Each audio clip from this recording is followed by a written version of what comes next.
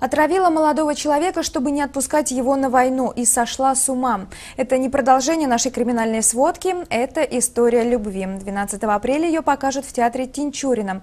Этот спектакль в Казани показывали еще в 1999 году. Чем удивят, спустя 14 лет после первой премьеры искушенную публику узнавала наша съемочная группа.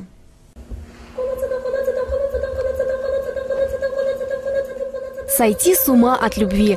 Девушка Сарвар готова на все, чтобы не отпустить на войну своего любимого Исмагила, даже покалечить, накапав ему яд. А ведь влюбленным всего по 15 лет. Но все складывается совсем не так, как задумывала девушка. Когда мы начинали репетировать «Сумасшествие», я где-то пару ночей просыпалась, с этим текстом в голове «Сумасшествие». Я уже думаю, это сон или я уже на самом деле с ума схожу. Во время репетиции трагедии никакой нет. Как сказал один из главных героев спектакля, трагедию нельзя ставить без юмора. Были интересные, смешные моменты, которые не пропускались, над которыми мы смеялись. Эти смешные моменты давали нам энергию для продолжения нашей работы. Чего стоил только розыгрыш, когда вместо бутафорского подарка внутрь коробки положили весомый груз. А девушкам, принимавшим презент, пришлось отыграть невесомость многокилограммового подарка. Веселую атмосферу поддерживают и сами артисты.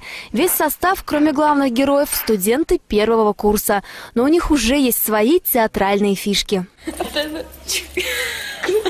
Это все звезды так делают здесь. Несмотря на молодость, у них уже свои суеверия. Перед премьерой артисты стараются не ронять текст, а прямо перед выходом ручкаются.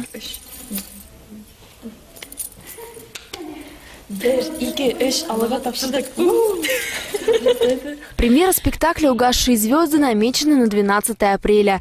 Режиссер Резеда Гарипова обещает, спектакль будет воистину музыкальный. Для участия приглашены музыканты Казанской консерватории. А спустя 5 дней после премьеры труппа отправится на гастроли в Москву. Ульяна Кольцова, Нара Вильданова, Артем Астахов, служба новостей «Город».